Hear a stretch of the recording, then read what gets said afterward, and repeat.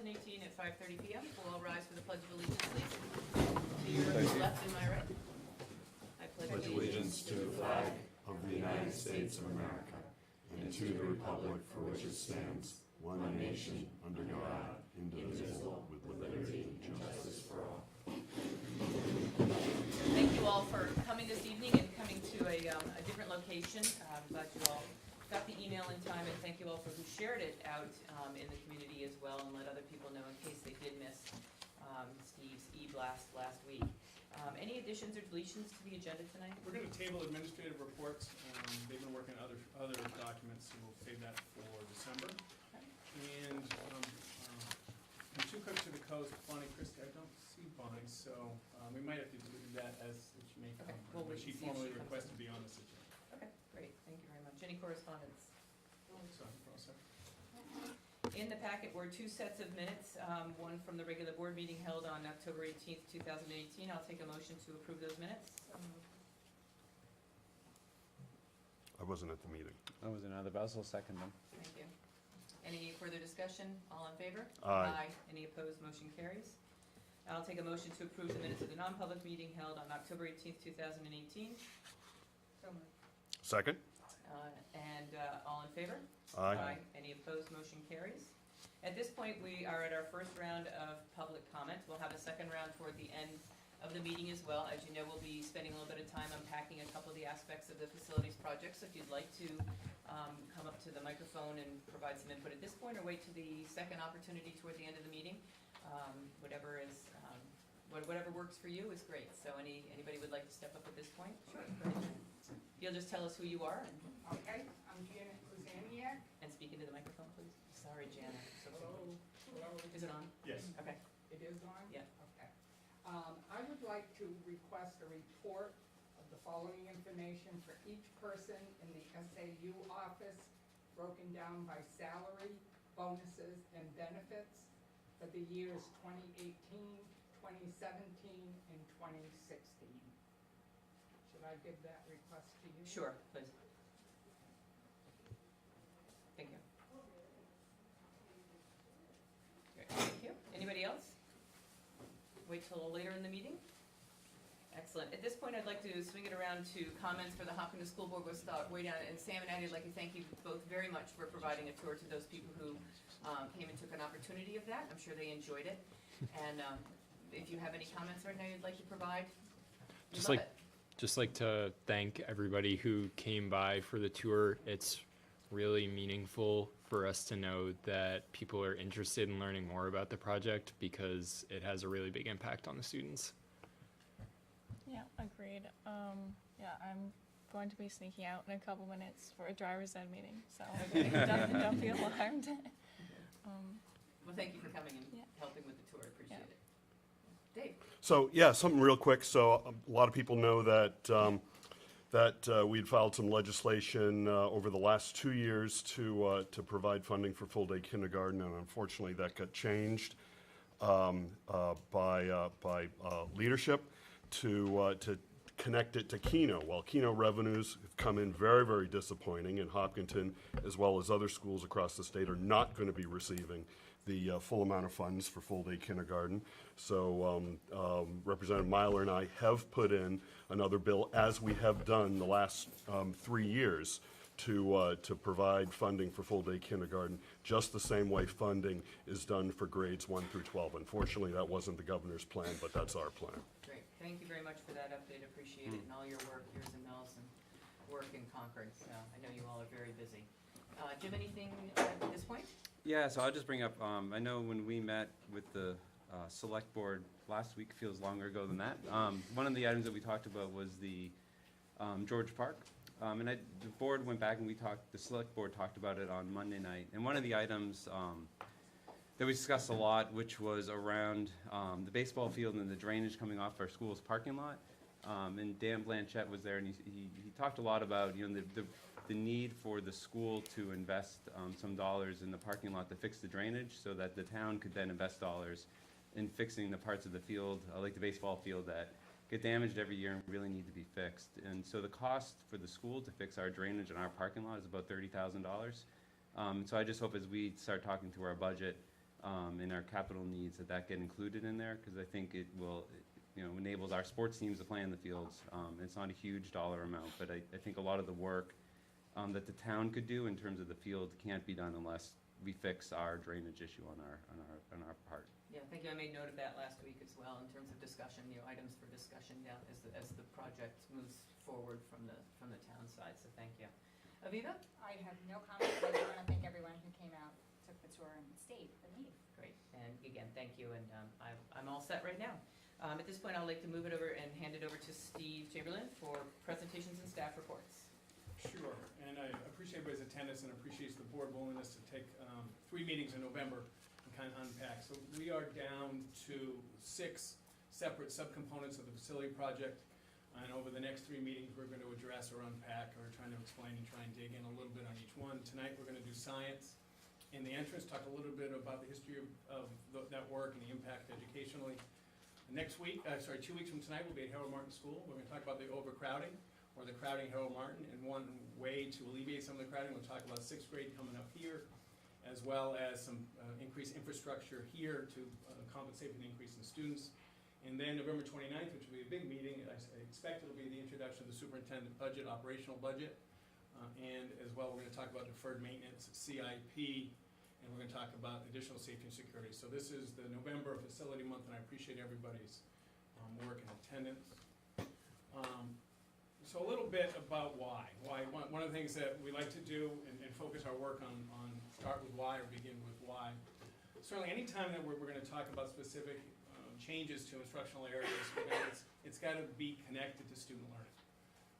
So we're going to talk a little bit about some documentation that supports that, but really why we're trying to invest and why we're trying to renovate and rehab and refurbish this space is to increase student learning. One of the things that, if you've been on this journey with me and with the board about facilities in the last 4 or 5 years, one of the themes that I've tried to project is this notion of flexibility. Flexible space, whether it's double use, mixed use, playing. So we have to, in our schools, a year ago we tried to increase space. Science, technology, engineering, mathematics, a STEM suite, which would have increased some of our space in this area. We found that that package was unaffordable by the community. Subcommittees met this summer and looked at it different. So now we're going to try and be as flexible as we can and be as efficient as we can to accommodate the growth in population and the instructional program. So that's a theme. Can we create, through renovation, flexible science spaces that can meet the needs and alleviate some pressure on student choice that we'll talk about in a few minutes? Safety. Our eyewashes, our chemical storage areas, our facilities in the science area, do they promote an up-to-date safety? And do we support effective instruction? So we think we can provide a stronger educational space that will increase student learning by effective instruction. So those are just some pictures, and I'm glad that Sam and I took on a tour, and I'm glad really this is the first time in a long time we've taken the show on the road. You are in one of the 2 high school science labs. Right next door is the chem lab, and we have 2 middle school, but sometimes use high school upstairs. So how did this work come about? So we've had 2, since I've been here, 2 decennial, 2 10-year observations of NEASC, and science has been in both reports. One of the things that NEASC looks at in all areas is, do we have the facility to implement the curriculum? So we have GIS, we have biology, we have earth, we have chemistry, we have AP, we have all this work. So they take a look at our curriculum, and does our facility support curriculum? So it is an assessment of current programs. So they're not assessing us based on another school's program. Do we have the space to deliver the curriculum safely, effectively? And so one of the things that came through NEASC is increasing a chemistry lab and improving a chemistry lab to deliver the chemistry curriculum, as well as a defined lab in biology to deliver the biology curriculum. We also, and part of this work started about 3-4 years ago, we had over 60 community members serve on committees from educational specifications, elementary and secondary, to safety and security, to student services and accessibility, to community partnerships, and finance and energy efficiency. Those were our 6 committees, staffed with over 60 people meeting monthly and giving reports a couple years ago to the board. James Zaneski led, he's been a teacher at multiple schools, a community member. Currently, during this work, he was at one of the biggest high schools in Hampshire, and Asher was a great connection for him to see how small and big. And he met with teachers, he met with administrators, he met with Harriman, our architect, and he wrote the report. One of the things that came through the educational specs is storage, just science storage in general. As you look around here and you look around in all our educational spaces, there isn't enough defined storage for the educational program that we offer. Specifically, as I said before, chemistry lab. Trying to have flexible space in the chemistry lab, and specifically chemistry storage. That top picture is a room with chemistry storage, and I met with Mark Dixon. Mark, thank you so much for being here as a department chair. We talked about the lack of ventilation and the lack of updating in that space. And the Ed Specs report, which is on the website, talks about having designated labs specifically designed, again, to deliver curriculum in biology, in physics, in chemistry, in earth space. So how do we do that? So I don't want to go there yet. So a couple of things about, years ago, as many people may know, I was a high school principal for a few years. And back then, one of the drivers of the schedule was lab availability. And what we try to do, one of our philosophies, and one of our tenets is trying to provide students as much voice and choice in their education. And what you want is if a student has a particular interest, you want their schedule to be personalized enough that they can actually take the courses that fulfill those wishes or those interests. And years ago, and I really applaud Chris and Rebecca for, they fundamentally changed the schedule, aligned middle school and high school years ago, which helped this notion about lab availability because the high school and middle school schedules are now aligned. So high school students can go up a little bit easier and use the high school lab, the middle school labs. But there's still, with more flexible space, we get more, Rebecca, when she builds a schedule, can get a higher percentage of student requests. And that's the magic. That's what Rebecca does so effectively, and that's the golden ticket, is trying to increase that. The dream is every student gets exactly the class that they want. And what we want in a facility is a facility that supports the motivational theory of voice and choice and allows students to do it. We won't want to say, oh, we can't take this because we don't have the facility to offer it. And we are, if you stick around for the entire night, we're going to talk about some enrollment projections. And though we are projected to be a larger school, I think we would all admit that we are still going to be a small school. And what is gold in a small school is multiple certifications and flexible in certifications and flexible in facility. Because Mark and I talked about this week, as we grow, one of the things in New Hampshire, there's not many hard caps to enrollment. For example, if we wanted to, we thought it was best educational practice, we could put 35 people in a calculus. We can't put 35 in science. That's a hard cap with the administrative rules in the New Hampshire DOE. The hard cap is 24. So we really, in the old days, I would go to the former department and say, well, we can put 25, because most of the time there's going to be one absent. That didn't go over too well, to be honest with you. But we tried in the old days to do things like that. So, again, what we're trying to do is flexible space, updated space. And as we grow, right now we have one chem lab. Talking with Jay and talking with Harriman and talking with James and leadership, if we could create a second dual-use chem lab that satisfies much more of the requests. We also, and after talking with Mark, we have 8 blocks a day, and we have typically 4 science rooms. That's 32 blocks. A full-time teacher is considered 5 blocks. So that would be 5.4 in our world, full-time equivalent 5.4 teachers. You're going to see in enrollment, and in past, I think Mark would tell you, we've had more than 5.4 teachers in this work. And so what I'm also going to ask with Jay and with Harriman, and we have the funds in here, is can we create another multiple-use facility? For example, can we turn a math room into a laboratory that would be wonderful for math, where they can apply the math principles of pre-calculus and calculus in a way not dissimilar to having storage in some physical space, but we also could teach a physics class in there. I'm not talking about adding water and adding gas, but adding enough infrastructure that we can make it multiple use, so that increases more flexibility. So the renovation is necessary, A, to refurbish, to meet the needs of NEASC and ed specs of multiple labs, but also create the flexibility to make sure that we can meet as many student requests as possible, connecting motivation, which is voice and choice, with student schedule. That really is the why about the increasing and the renovation of the science labs. So I had a chance, I talked to Harriman, which is our design, and they have recently, this is some views of updated science labs recently, and I'm sorry they're not big enough. We do have a report for the board that I'll put online. But these are some examples of Kennebuck, Maine, and some other places where Harriman has led the renovation. And I'm just going to go a couple more. So if you can see, this is actually a middle school space, and we're going to talk about 6th grade next in 2 weeks. But if you can see it, I know Mr. Woolner would laugh at me because we've always talked about kids playing bumper cars. But all of these chairs, there's science space, there's drop down, but these are all movable, flexible space, so teachers can go pairs, they can go quads, and I think they'd be a little fast probably for me on the tile floor, but I think that would be an adventure. Here's an example of a newer, the fume hoods and the updated renovation here. And here's another wonderful example of a science lab. These are all pull down cables. This is actually, you can't really tell, but this is a bio lab in which all the presentation and all the microscopes have rooms back there.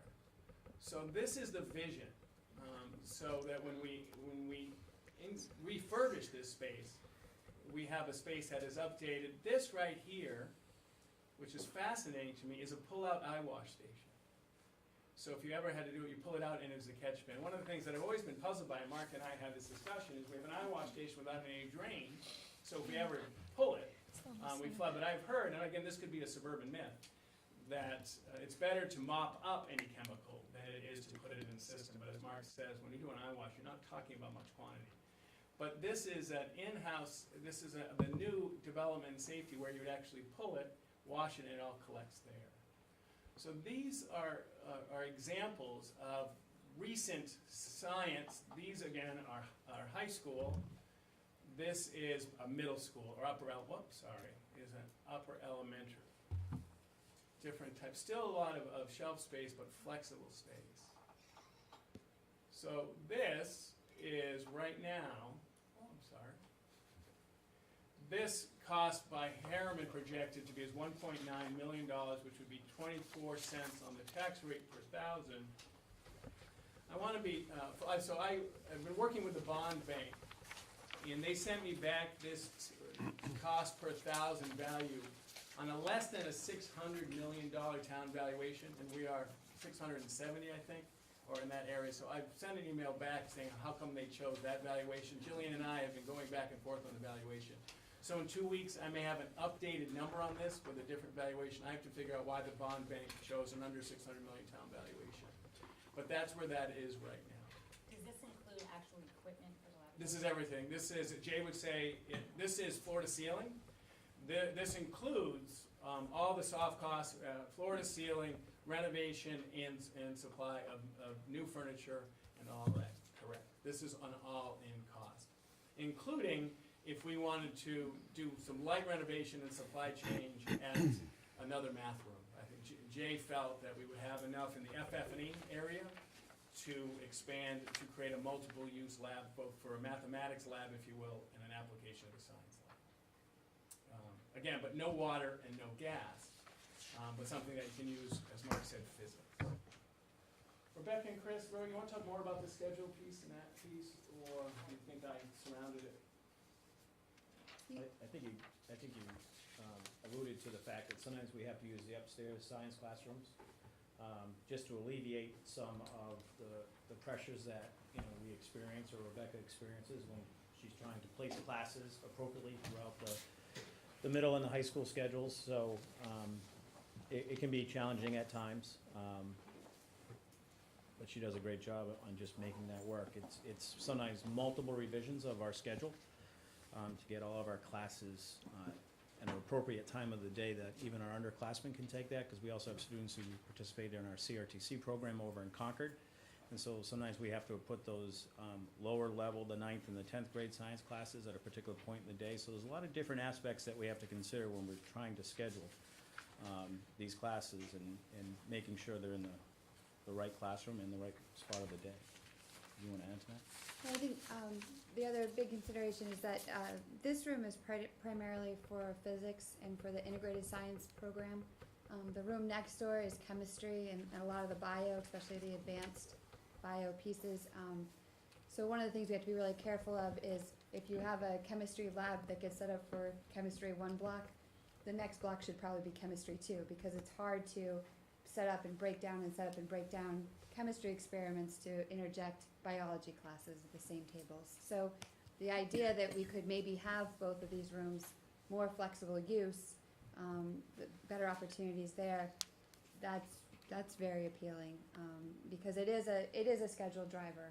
We do look at our advanced placement classes. A lot of those are only taught once, so trying to take those and science, knowing where science classes need to be, that's where we start our schedule build each year. So to have some more flexibility in that, that would be a good thing. I can definitely say that. We have 3 years of required science. Our students typically will take the full 4 years. There's good opportunity for them. A lot of them are very passionate about some of the STEM classes.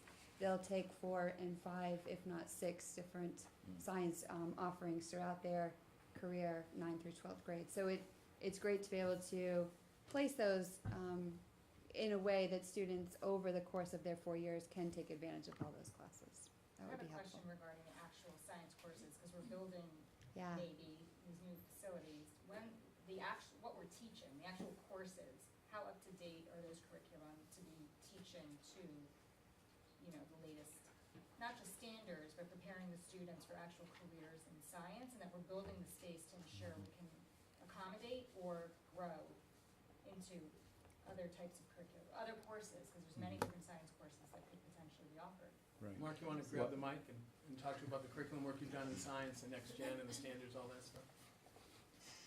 Do I really need the mic? I have a pretty loud voice. We're just, right now, right in the middle of a curriculum review. We've been going for it for a couple of years. We have looked at science needs for your average citizen, for your person to be productive, but not necessarily in the science field.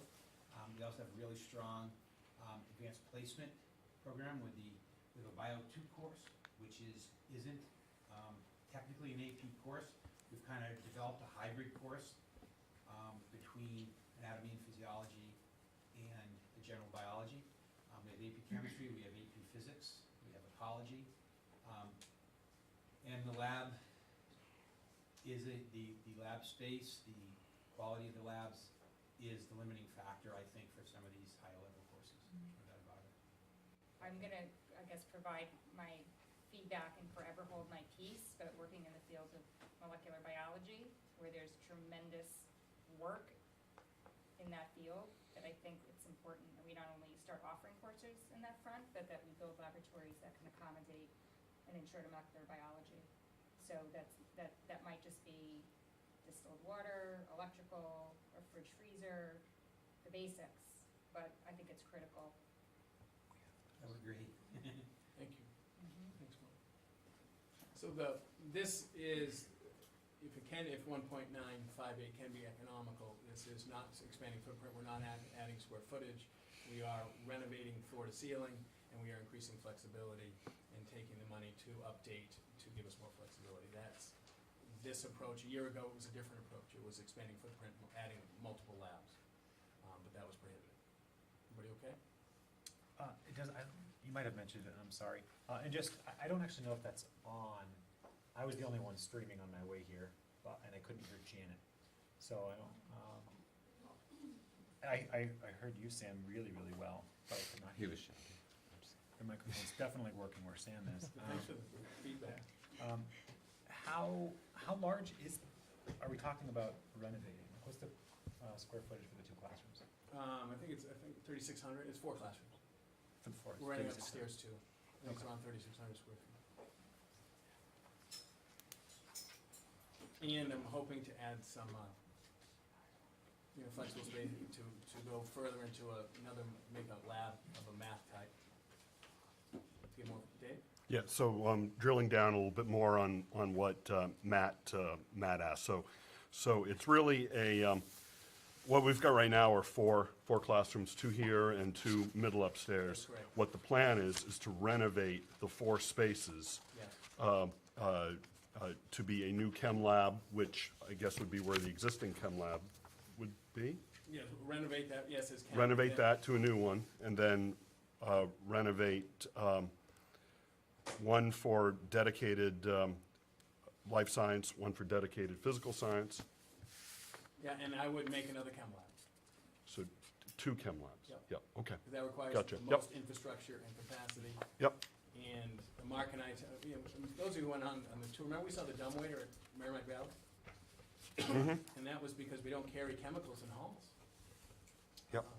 Mark, I gotta come to the, I want a clarification on that one. Is the plan still include a dedicated life science bio lab? well, we I have thought no. 4 spaces, and that when we get, as Jay would say, this is very conceptual. When we get down to the architect, that's you, and that's the science department, and Chris, and the building committee sitting down, and to absolutely create what do we need. But in vision, it is flexible spaces with chemistry, but as you, as the leading science educator in the district, will sit down and say, what is the best use for John's room? What is the best uses for Sarah's room? What's the best use for this room? And actually flesh that out about what we need to be perfectly modern, refurbished, and flexible. 2 middle schools. So these are not, as Jay would be, said it to me, if he said it once, he said it 100 times. See, this is a conceptual, and then after it gets approved, you sit down with a building, represent the building committee and science department, and you actually sit down, what is this room gonna be? I think it's the middle school. You have absolutely every opportunity, you will be, and your department will be the lead people in trying to make this concept come to life. I think the point that was confusing for me is at one point, I believe there was a proposal for a 5th room, which the concept there was a dedicated life science room, and that is not part of. We are, we are not doing the STEM suite. We are not expanding now. Next, in 2 weeks from now, we're going to talk about what are the implications of moving 6th grade, and what is the 6th grade, if one of the 4 classrooms in the 6th grade would be a science dedicated room, what does that look like, and does that increase our portfolio of science in the building? I know there's also, as you and I have talked about this, there is a big desire to separate 6 from the rest of the world as much as we can. Can it be a 7th? Can we do some things there? But yes, there is no increased footprint in in this money. This is updating, renovating for and creating flexible space with input of a building committee reps in science department to absolutely design what we need in full transparency. But one of the things throughout this work that I've been doing and realizing where we're going in enrollment is we need flexibility. We can't afford adding another 3,600 classrooms of science. We tried that. Is that fair? I mean, Dave, does that characterize? Yeah, I think that captures what you're talking about. I would also just like to add, I mean, we talk about, fume hoods and storage cabinets, and they sound really boring, and you're thinking, who cares? But when you work in science, that's critical because it's dangerous, and you have to have safety. You can't store certain chemicals next to each other because you'll have an explosion. You can't, fume your fume hood to just straight outside. So those things have to be done. And right now, based on what I've read, we fail to meet some standards to keep things safe.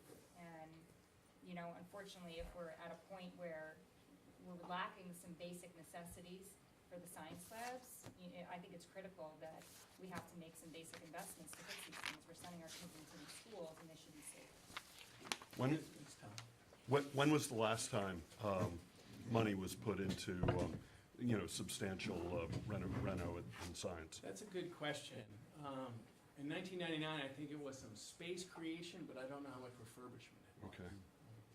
They have restructured space numerous times, but as a refurbishment with new, it's been a while. So it would be safe to say that the current lab space is at least 20 years old. For sure, I've been here 20, Yeah. for sure. Okay. And I think beyond that, to be honest with you. Okay. I think you and I have talked about this one, used to have a divider, Dave, we have to say. Right, that, right, I remember. Everybody okay? Does that help you unpack? Jim, I'm sorry. No, I just have one other question, just sort of follows up on Aviva's. On your write-up that we have here, on the chemistry lab section, there's just a qualifying word twice. It says it appears a certain way. Specifically, it says it appears that this current chemistry lab setup does not meet state code. And then the current fume hood appears to be the vent outside. Why using the qualifier? I guess I'm confused about that. Is it that you haven't really assessed it? Is it? And that was James Zaneski's language, he did the Okay. report. Okay, because if we're not meeting state code, it'd be good to know if we weren't meeting state code Yeah, rather than yeah. appearing on. Mark, are you aware of a state code violation? You can say it's okay, we're on tape. No one can hear you back there Just anyway. between you and me. We had someone from the state come in last year and looked at our camera room. There's multiple, I don't know what the legal language is, so I have to be very careful there. There's a list of things that were not good. She didn't write us up for anything, we're not in any trouble, so I don't know what the legal definition of violation is, but. Maybe that's why the qualifier. But there are 3 or 4 just ventilation alone issues. There's a list. Thank you, and the refurbishment and the renovation. We'll take care of that. Everybody okay? I think one more comment too,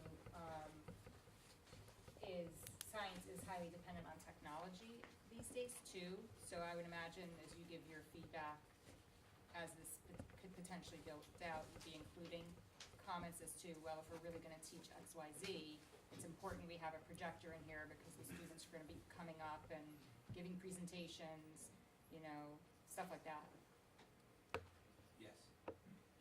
Yeah, and related, I'm still, and this is what I whispered in Aviva's ear, that I still don't even know that hoods and microscopes are what today's students should be using.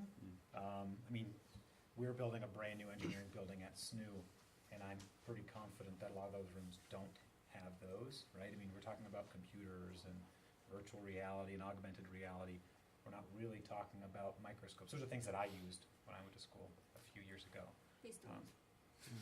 But I just don't know if that is what we should, if we're gonna invest $2 million, I wanna make sure that we are building science classrooms for like 2020 and not for 1993. And I'm also curious because the world of STEM, there are so many grants out there. I'd love to explore, and I'll even take this as an action item if you'd like to assign that to me. What type of grant opportunities would be available for STEM initiatives in K-12? Somebody just give it to me so I can. Go for it. Thank you. And those 6 pictures are of recently renovated educational spaces of public schools. Matt, I don't know how much far behind, but this is what kids are actually using microscopes and kids are actually Yep. really understanding doing.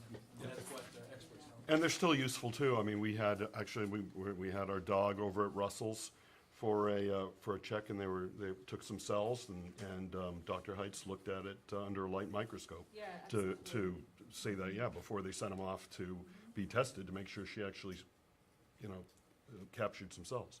Yeah, I'm not saying the yeah. concepts are critical, but I don't think that will be I don't think that microscopes are the tool that folks will be using when our students get out into the workforce. I'm not sure if they'll be using a microscope, but it's something that I would love to chat about.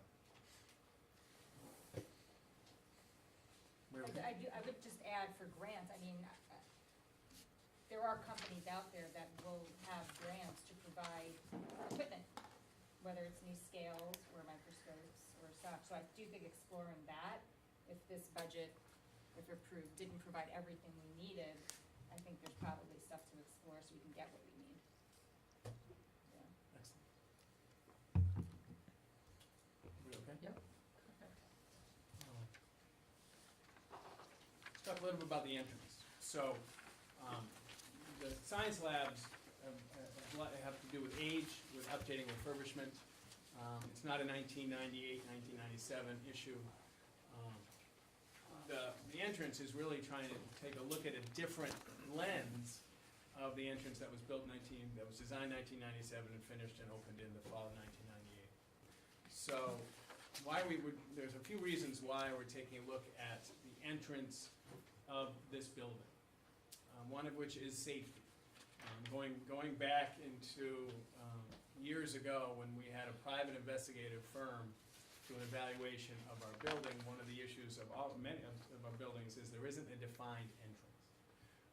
That looks like the defined entrance, but as you can tell, there's not parking for everybody and there's no fully accessible parking. So it is really not, and it's not used by the majority of people. The teacher's entrance is not the entrance and the gym entrance is not the entrance. And without a defined entrance, it encourages people to wander and look and not control and funnel people to an entrance. So this notion about trying to create a defined entrance is a piece of this work. A significant portion of this work is trying to take a look at accessibility. What are we asking students, community members, parents, and grandparents to how do we access every corner of our schools, especially our gathering areas, including the gymnasium, including the auditorium. We also, the entrance does impact student learning, as you saw on the tour, and I may show you a video if you'd like to see a little video of Steve Chamberlain Productions. We have a elevator that opens up in the classroom. This currently, it was Lish Cross's room for over 30 years. And now it's Trish Walton's, and she told me recently 15 times during the day that the elevator was used to interrupt instruction. It does connect to effectiveness, and can we make a more efficient office space, more efficient traffic flow, and not to be trite, but care. How do we? It is something that when Chris and I were partners here, I know with Chris and Rebecca, the notion that a middle school student who has ambulatory issues goes to a doctor's appointment, comes back, and the only way to get to one of our floors is to interrupt another class is very, very difficult for that stigma, for that relationship, for that connection to kids. It just is. And it has been designed to open up to a library, designed to open up to a classroom, and designed to find a very difficult path to find that elevator. So it's how do we care about our kids who are ambulatory challenged as well as our community members. But we're trying to take a look at safety. We have done a lot with safety. Soon, in a month or two, we will have controlled access. We will be monitoring access and improving access, which is a good thing. But the subcommittee and the literature specifically talked about the path to the elevator. This is now Trish Walton's room. That's where the students entered 15 times in one day. This is the library elevator, where we ask students to come through. And one of the things and Eric Slephorst led our accessibility committee, and one of the things that certainly is right in front of us is this notion, if we had an issue to leave the auditorium, how do we get someone, if there is an emergency, a fire, how do we get someone out of the auditorium when the elevator is not of access? Some of you may remember we had a school district meeting in the auditorium due to the gym floor, and Chief Yale and I and a whole group of people spent a lot of time trying to problem solve for that event, and trying, if we had an issue, to get people out. So it is about, one of the major components is accessibility. So this is what happened. So this is what many of you did today. This is the teacher's entrance. And in order to get to our auditorium, you come in through the teacher's entrance. You take a right, the library straight ahead.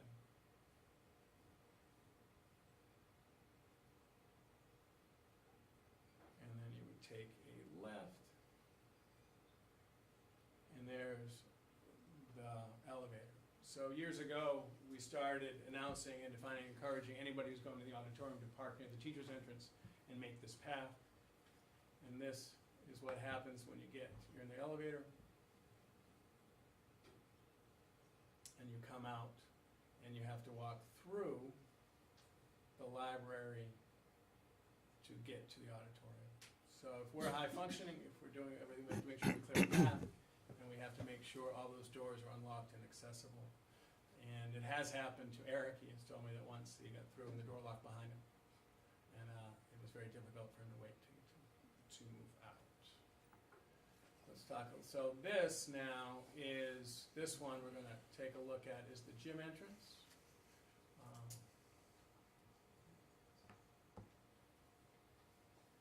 So if you notice, this is marked as our fully accessible entrance. And this is the path to the mini calf, and straight ahead is the full calf. The yurt is not an accessible entrance because you cannot parallel park for fully accessible vehicles. You have to actually have nose in. So there's no accessibility, which is, it's always been something that I've always inquired and wondered about, that we put in a giant ramp, but the ramp is not an accessibility ramp. Because you would think that's how you would, if you came through the yurt, you would use the ramp to get up to the office. But the ramp is not the proper slope. And if you are fully accessible, you can't park and get in. So it's always, I wasn't here obviously during that time, but the ramp has always been of interest to me. But I'm sorry, but these are gonna run simultaneously because, but the top one is next. This goes down through the mini calf to the family consumer. And then the bottom is a very, very long hallway. So that's the journey from the outside now. And actually, Sammy, one of the first times I met you was you sent me an email about that entrance being smooth, and you actually lived this life for a while in a wheelchair in our school. Last fall, my junior year, I had surgery and I was stuck in a wheelchair for about 2 months. So when I was returning to school, I was using that entrance, and because of the condition of the entrance at that time, which has since been fixed, you couldn't actually get a wheelchair through the door, and then it's a long trip to that elevator in a wheelchair. So this is the proposal, and I only did this piece. So this is the gym entrance. This is what Jay has talked about. And then this is the new office entrance on the same floor as the auditorium. So this, in the plan, I'll show you the cost. This is a new, this hallway does not exist.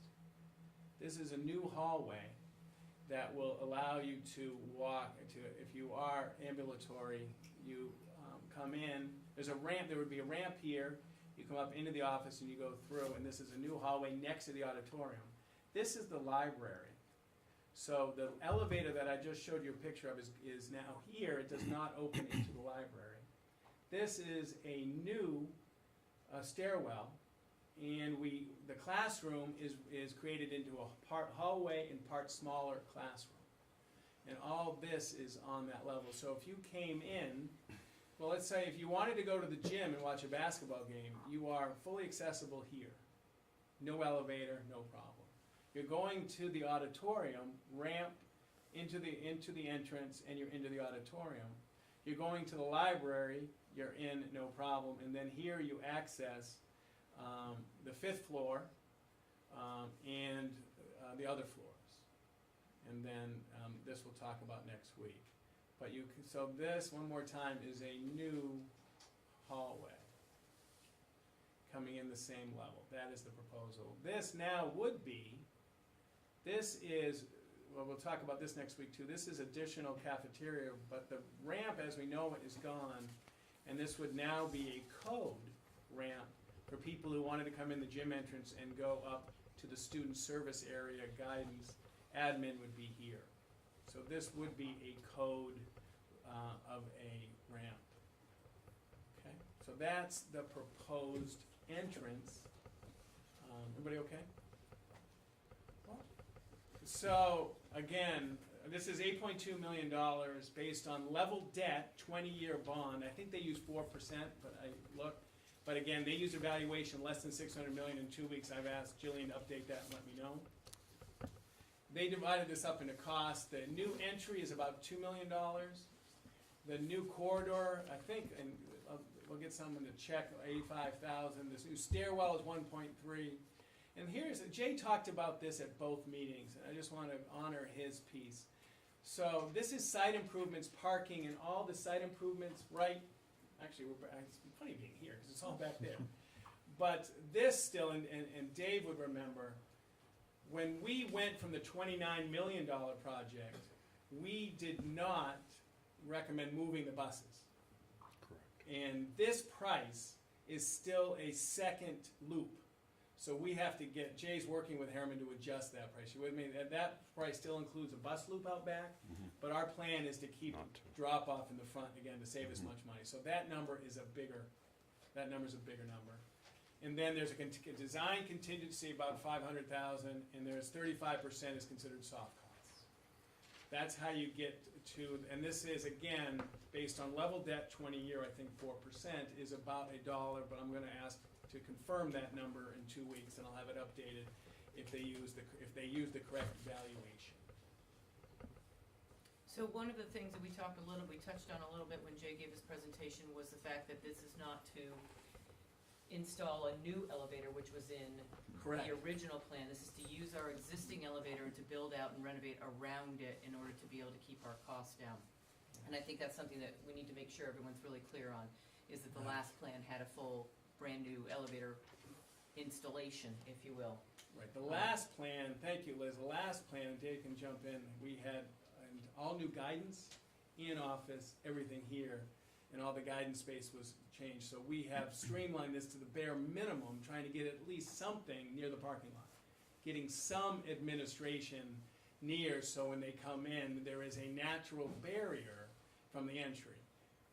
And we did it, and what it is, it's Chris and Rebecca, the 18, and some support personnel. It's not perfect, because one of the great strengths, as I know I lived it, is having the guidance suite and office suite in one is better. But having some near the office is better than that. I mean, near an entrance. You with me? That right now, the guidance suite and the office suite is nice. It's actually one of the best offices in the district. And it was well designed for that piece. It's just 211 paces from an entrance. So that would be a little bit different. I think I'm out of juice. Any questions for the So it's board? much different. I'm curious, can the elevator area, that is not contingent upon the entrance, correct? We could still renovate the classroom space to make that a little bit more comfortable for some of our students who would need that elevator without the new entrance. Is that correct? Dave, you want? You know, I don't have a great answer on that. When the facility committee met last time, we dug down into that a little bit, and we hadn't received the information. I believe Jay has received the information now, but the engineers from Harriman did say that the accessibility aspect of it was dependent on some of the office changes. I don't know to what extent. So you're saying, couldn't they isolate just the classroom in 500 feet, do the stairwell, and do that piece? Well, and I'm not even sure that the whole back section. I'm just talking specifically Talking about about this, right? that piece right Right. there. That's a great question. Anyway, can we do, when we can talk with Jay about what would that component be, which would take out the take out the library piece, Yeah. and take out the classroom piece. That's a great question about how to do that. We can certainly ask them.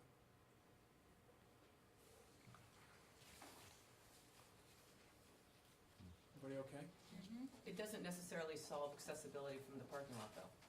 That we do it that way? Yeah. No, All it does is sort of it does some internal stuff. compartmentalize the elevator from the. It improves classroom the, space. yeah, So, yeah. It takes I mean, two of it the does issues. something, but it doesn't really Right. achieve Right. the entire Right. goal. Right, this is safety and accessibility and care. I'm with you, but it is. I mean, it's no secret that we've all looked at that number. That 8.2 number is a big number. Well, we don't want to watch those videos again. Well, so it made me dizzy with both of them. I'm going sorry. on. That's right. It was your little virtual reality Yeah, experience. exactly. Any other questions from the board at this point? What I'd like to do is I'd like to allocate about 5 to 8 minutes or so for questions from those of you who are here tonight on just these two pieces, the information that was shared tonight about these two pieces, and any points of clarification you might need before we wrap up these two pieces, because we'll be presenting two others next week. Any clarifying questions at this point in time?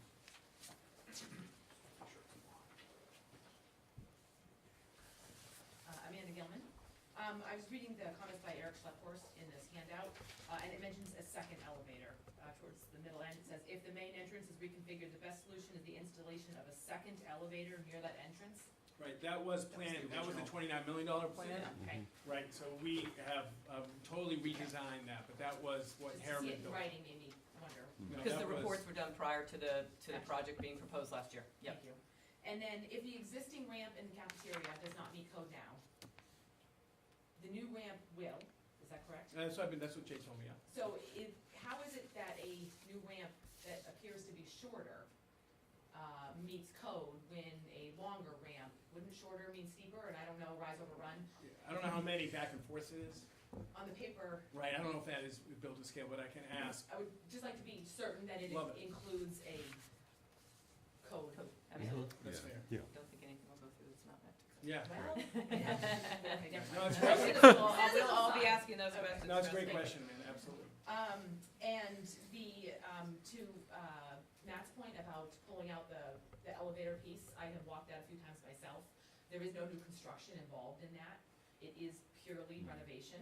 It utilizes the back existing wall. So yes, while it doesn't fix anything, it is. I'll fix something. It is a piece that we can pull out and separate as a separate cost. Thank you. Great. Any other clarifying questions from you all for either us or for Mark, since he's here? Again, Mark, thank you for staying. About the science labs, either the science labs or the entrance. So as Steve said, we'll be unpacking two more aspects next, So like a sixth at the next grade meeting. and the implication of moving sixth grade up here, educationally, social, emotional impact on core service areas. Thank you very At much. Harold Martin. At Harold Martin. Thank you. So for any of you, sorry, Jonathan. Yeah, just a quick one.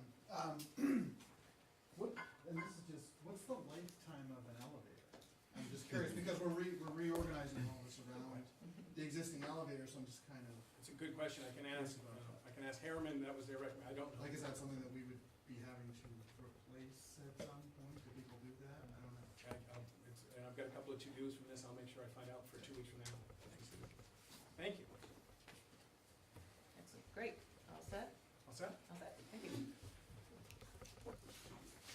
Up next, and it is connected, the NESDEC, so a little bit of history. Each year going back, and in the town report is enrollment projections. Start with Schoolhouse Consultant, with one of our favorite former superintendent of Hopkinton, Doug Brown. And then we went to Michelle Tarr Consulting, who did some enrollment projections.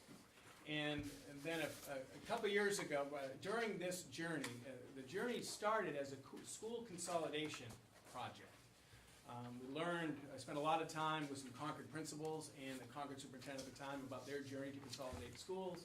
We were going through a declining enrollment, going all the way down to 877. Looked at Concord's model and the cost savings you could. And so we started this as, how can we close Maple?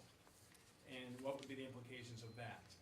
And then we got hit because of Mr. Carrozza's fine work with one of the largest kindergarten classes in history. And though we appreciated Ms. Clark's consulting work on enrollment, we commissioned the New England School Development Council to provide us a thorough enrollment projection. I think this is our third time. Does that sound right? Mm-hmm. So the board has it. We'll be up. So a couple of highlights on the report. So this year, just how did they do? Right, this is our third report. How did they do? Well, they projected, kindergarten tends to be a difficult projection because it's not like you know what they are. Right? It's not like first to second, second to third.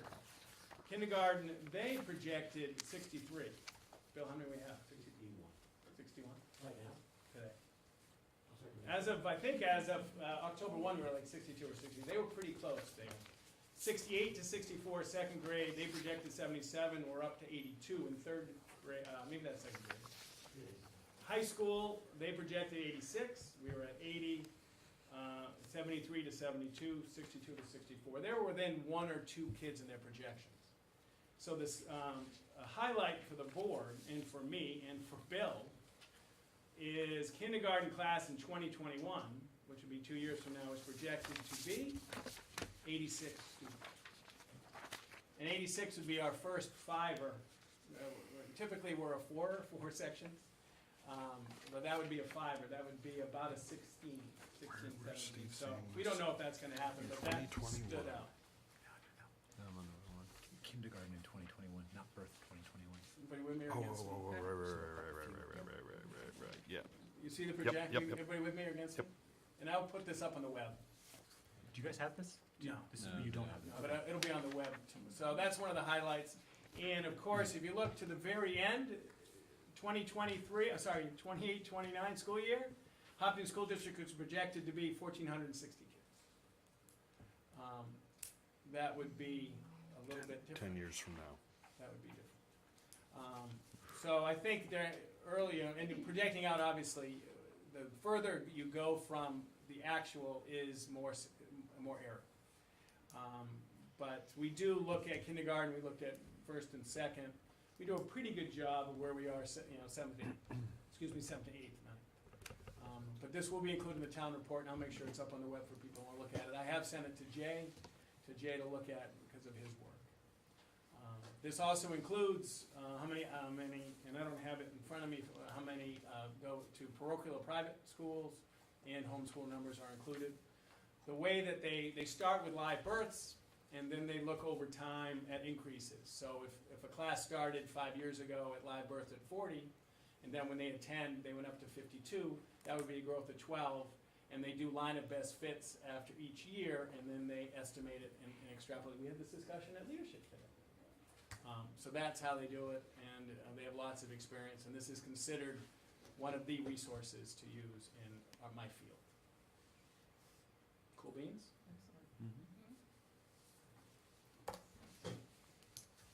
I don't see Bonnie, so I think we can No, so table why that. don't you and I reach out to see if she wants to be, she's coming to represent the Kentucky to the Coast Choose to Reuse from the recycling committee, so she'll give a presentation, we'll get hold of her and put her back onto the schedule. Happy to.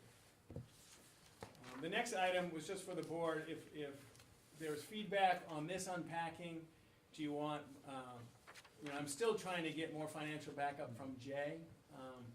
I got some, you can see the new entrance was unpacked financially a little bit deeper than this, but I'm trying to get that, and I'll try to get that in 2 weeks. How else can I help you, get all the information you need to make a decision about the size and scope of this project? How can I help you, wonderful people? So, couple things, Steve. On the NASDAQ projections, what did they use as a basis for for rolling that data? How's it begin? Yeah, I mean they've got actual live births Live births and then retention rates and changes over time. retention rates, and does that include move-ins and stuff like that? Yeah, so okay, how, it does. yeah, how it grows over year. Yep, they Okay, and as you mentioned, it also includes attrition due to people going from 8th grade to 9th grade going to a private Right, school we or give them something all like that that. data, and we, when we started this the first year, we called every private school within Right, I 2 remember that. hours. And then now we have good data because every student who leaves, we have transcripts. Yeah. So, one of the things that really jumped off at me when I was looking at the packet a few days ago was the transition in enrollment from 8th grade to 9th grade, and even from years. Let me see where this goes. 2014 to 2015, it goes from 61 to 66. The next year, 74 to 81, 76 to 87, 91 to 96. So we're seeing significant increase in the student population from middle school transitioning to high school. A lot of times you see a decrease in class size of from the 8th grade class due to loss of students going to private schools. So we're seeing at least, I mean, we're obviously losing some to private schools, but still we're seeing a net significant growth in class size there. And then in the projections, and I know 10-year projections, I mean, hard to look through the get it too far out. But at least based on what we've got today and what we're projected 10 years from now, that's a 40% increase in enrollment district-wide. And I don't know how closely, how closely we can be expected for any facility project Right. to be tied to that type of projection. So, I think we probably need to take a look at, a facility project that meets some part of this projection, but also what's the contingency if this projection comes true? Because I don't think you're gonna have enough science labs to do that, even with what we're proposing, or what we've Correct. talked about. Right, now, if this continues to grow at this rate, we'll be talking about expansion of footprint, in the not too distant future. Totally agree. The And notion of- this is, like you said earlier, this is very different than than what we started on, 6 years ago, when we started the facility project, thinking we were gonna do a consolidation. And we turned that around about 2 or 3 years into it, when we realized, hey, this isn't going consolidation, this is swinging the other way, and now we get this data. a increase of 10, 20, 30, 40 kids for our schools in the summer is not unusual. I mean, our registration in the summer, our tours in the summer. And especially in ninth grade is one of the times, you try to start, it's harder to move kids 10, 11, 12. Ninth grade is a line of demarcation, 6th, 7th is a line of demarcation. So we're getting them, absolutely. Everybody okay on what was provided for the facility unpacking? We're gonna do 6th grade next 2 weeks, we're gonna do core exercises. You'll still see a theme of flexible space on it. Everybody okay? Steve, the only thing you mentioned it, so I don't want to beat on it, but I think getting more detailed financial information on these conversations is going to be really helpful, because the visuals are great and walking through them is great, but I think until we start to see the real breakdown of costs in the spreadsheet of what's included and what's not, it's going to be really hard to start making heads or tails of some of these things. And I think that's true for the community as well, so. I'll reiterate that to Jay, Jay is communicating with Ann tomorrow. Thank you. Everybody okay? School board schedule, it maps out through December through budget, some policy. What it doesn't include is school board retreat, just because we've given it the college try. We moved to Saturdays, we moved to Fridays, we moved to Tuesdays, we moved to Mondays. And with 3 meetings coming up, we typically try to do it before budget. One of the things we're gonna do an extended discussion with facility, we kind of broke that up in 3 meetings. I still have, maybe, it's just from now through December is pretty busy. But I serve at the pleasure of the board. If you would like to keep trying and get some time to have in-depth conversation, our topics are clarity of roles, superintendent's calendar, clarity of roles, graduation requirements, prescriptive versus elective, facility project, but I think we're gonna be doing a pretty good job unpacking the facility project. I serve at the pleasure, but we haven't been able to hit the sweet spot of 5 wonderful, dedicated people and their superintendent in the same room for a while, outside of our Thursday meeting. Yeah, I think as far as the retreat goes, and we have tried several different options starting back in the summer, and have not been able to come up with one that's convenient for everybody. I guess my thought at this point would be to put off the retreat until after March, because I think we've run out of weekends for the rest of this year. And that's gonna get right into budget schedule, which I think is putting a lot of, puts a lot of pressure on everybody in terms of meeting requirements and extra meetings and things like that. Instead, set aside time before the end of the school year to do a retreat. We might change a little bit of what the focal point is of that retreat. In the meantime, we'll continue to work on some of the things that maybe we had discussed to talk about at the retreat, and just keep those conversations in front of us. That's my thought, if anybody has any other feedback. The only one I'm not sure was degree requirements, or graduation requirement. I did place that on some agendas, so we can Yeah. kind of move. It's on On the next page. yeah. Oh, the next page. Good enough. Far up, but, so that one's gonna have budget, and I would imagine could be part of a facility discussion at some point, right? I mean, if we're talking about do we wanna offer these types of classes? If we offer these types of classes, we'll need this type of, physical space, or, it feels like that's a conversation that we should be having along with facility and along with budget. So, and I'm perfectly, I serve with the pleasure, the notion of was flexibility versus prescription, and more thematic and philosophical versus what curriculum we're going to offer. And because of that, and that would be, so how that gets manifested, we have a Hopkinton School District policy graduation requirements. And so the thought was by January of 20, actually really by September of 19, we would have a revised graduation policy.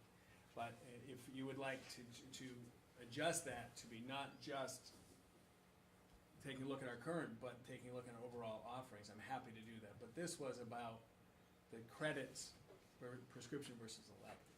Is that fair? But I'm happy to do whatever you'd like. If you want to talk substance about what curriculum we should be offering, I'm happy to have that conversation anytime. I think it's important to have, but I think we need to have the other one first and sort that out, because that's what we offer today. Facilities. No, I'm just saying when we Graduation. talk about Prescriptive. graduation. Right, The first Yeah. step is prescriptive versus Yes. elective, and then from Right. there. It is interesting, and we've talked about this a little bit as a leadership team, when if the board in their wisdom, Wild West, just state requirements, everything else is elective, the impact that would be on the budget. Does that mean we have 87 kids taking more art?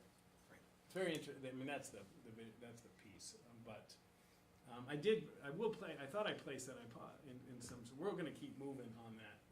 I've broken up, and I've got some literature. Got an article from Nell Noddings about that kind of stuff, and we can just do it. But I was hoping for an extended conversation. Yeah, I think we've had some conversations about doing, listening posts and things like that we typically do, Right. inviting the community to participate in conversation around these kinds of things before we start the actual revision or change or development of any kind of policy. I think that's probably the work that we need to have also. I think that as far as the facilities go, Matt, I hear what you're saying, but I don't know as if we want to box ourselves in, because the graduation requirements could change again in 3 years because the state says they have to. And so I think we have to continue to move forward with the vision that we have for this flexible space, knowing that what we're building, and because what's out there right now in terms of discussion is so, it is so centered around safety and security and accessibility. And really the most educational piece are the science labs from that perspective, that the flexibility piece, I think, goes to your point of if we change, if we grow, if we make adjustments to that, are we going to have the right spaces to be able to do that? So absolutely, I totally agree with that, but I think that to put that graduation requirement discussion in the midst of facilities just may be too much. I think we need to take that in itself, because I think there's gonna be a lot of community discussion around it, philosophically. Yeah. Yeah, I guess I have a hard time pulling them apart. I mean, because I think we run 6,000 sections. At every minute, we are running 6,000 sections at my place of employment. We make a decision to streamline some of our courses. We can significantly reduce costs. You talk about section sizes. All of those things are part of a budget conversation that are part of a discussion about facilities. So, do we believe that requiring the number of science classes that we offer is the right choice? I mean, does the community want students to take 3 science classes, or are they more interested in arts or technology? I feel like for me, we have to have that conversation. I'd be curious to know what the community is interested in as we are having these conversations. Otherwise, we risk, I guess, not having the left hand talk to the right hand. We risk talking about a facility that may not ultimately meet our needs. Well, we'll talk it a little bit more. I think that what you're talking about is the listening post idea. It's what we Yep. typically do when we're Yep. doing anything. We did it when we did the changes to, what was it, I'm totally drawing a blank. We talked about it with We've done lots of assessments and we did last year. homework Last year we and- did we did curriculum last year. Mhm. We've done graduation requirements when we made the changes in Right. my last year as principal 11 years ago. We had extensive. I had PAC meetings, parent advisory. Yeah, so now I love it. And there has been some traction in the community when they've heard some of this notion about moving. They've emailed me and said, where are we?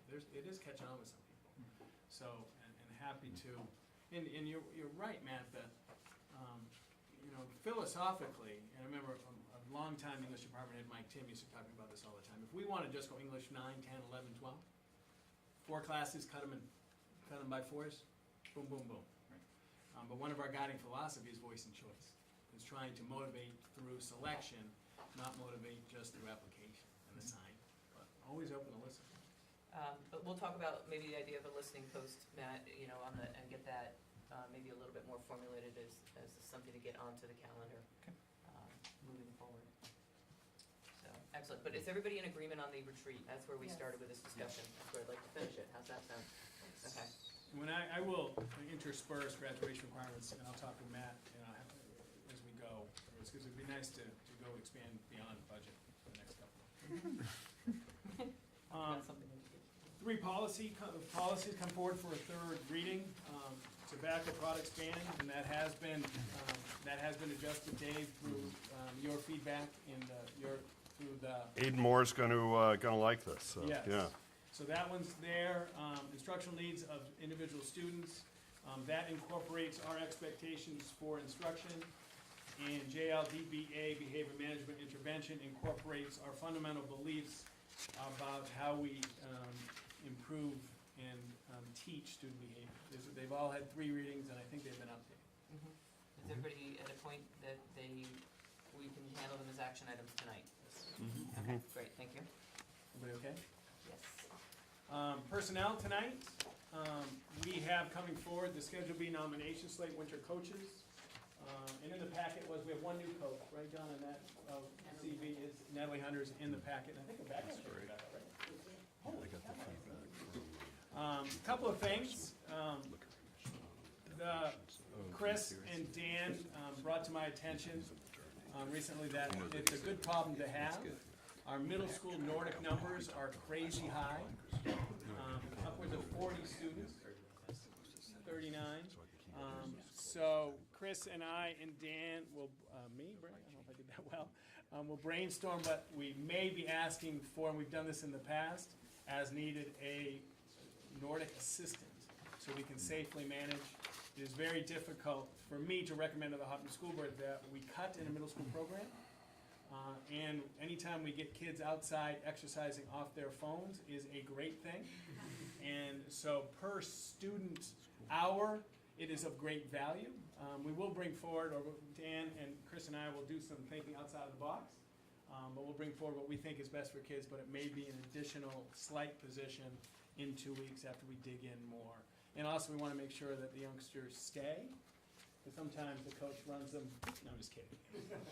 But in the old days, right, that's what you did. You ran them 10 miles the first day, and then you Got them out, then the herd. Then the herd. But it's a good problem to have, and I'll take this opportunity. It's been an extraordinary fall. State championship, girls cross country, state championship, golf, field hockey in the finals, girls soccer in the finals, boys soccer in the semis. Chris, am I missing? Football in the semis. First playoff. If there's been a greater, more successful fall season in the history of high school sports, no, I'm just kidding. It's been very successful. So, and yes, so Saturday, 4 o'clock, Exeter. Be there, Bill Ball Stadium. 4:30, excuse me, I sit corrected. 4 o'clock is Sunday. Sunday, girls, 4 o'clock for the at girls. Laconia. In Laconia. At Laconia. See Chris, he's got free passes. 10 is that. 10 a month. So, everybody okay on that nomination? And financial, the PTA Boston trip in full transparency, pending our new, if there was a time sensitive, I work with the school board chair and bring it to you posthumously for approval. You know what I'm saying? So I got Liz's approval to do this, and then we're documenting it pro forma. It really wasn't intended. To memorialize. And then, but I think the other one's on time, right? Michelle, 600's on time, we're okay there. So both of those are action items tonight. That's all I have for you. Excellent. All right. At this point, we have the second opportunity for public comment. So if there's anything that you all would like to provide the board comment on at this point in the meeting, feel free to step up to the microphone and state your name and let us know. Thank you guys for staying. Thanks for coming, it's a big crowd for us. I know. All right, so actually, let me ask a question first while you think about whether you want to step up to the microphone. With just a simple nod of the head, was the information to you, provided to you tonight and the tour helpful to you? Okay, so all I need is the head nod. How's that sound? Good, and we'll plan to do it next time. Yes, there will be a tour at 5 o'clock. Yes. Sam and Addie, So same- can you do Harold too? No, Mr. Krozik, he knows the school. I know. Excellent. Any comments then from the public this evening? All set? Well, thank you guys for sticking with us. Appreciate it. Materials provided in the packet and a whole list of important dates taking us right up to the end of November. I'll move on to action items. I'll take a motion for the Hopkinton School Board to accept the superintendent's recommendation to adopt policy ADC, tobacco products ban use and possession in school facilities and on school grounds. So moved. Second? Thank you to you guys working on this policy. All in favor? Aye. Any opposed? Motion carries. Take a motion for the Hopkinton School Board to accept the superintendent's recommendation to adopt policy IFA, instructional needs of individual students. So moved. Second. Any further discussion? All in favor? Aye. Any opposed? Motion carries. Take a motion for the Hopkinton School Board to accept the superintendent's recommendation to adopt policy JLDBA, behavior management and intervention. So moved. Second? Any further discussion? All in favor? Aye. Any opposed? Motion carries. Take a motion for the Hopkinton School Board to approve the superintendent's nomination of the Schedule B winter coach nomination slate for the 2018-19 school year as presented. So moved. Seconded. Thank you. Any further discussion? I just need to abstain for Amy. Thank you. Okay. Sorry, thanks. All right. All in favor? Aye. Any opposed? Motion carries. 600 for that one, sorry. That's okay. Take a motion for the Hopkinton School Board to accept a donation of $1,000 from the Hopkinton PTA in support of the 5th grade field trip to Boston. So moved. Second? And thank you again to the PTA for the support of that trip. All in favor? Aye. Any opposed? Motion carries. Take a motion for the Hopkinton School Board to accept a $600 donation from the Chamber of Commerce, Concord Chamber of Commerce in support of a career fair at Hopkinton High School. So moved. Second. And thank you to the Chamber of Commerce. All in favor? Aye. Any opposed? Motion carries. Do we have a need for a non-public session tonight? I don't unless you do. Any need for a non-public session from the board? All in favor? Then I will adjourn this meeting at 6:47. Thank you all very much for coming.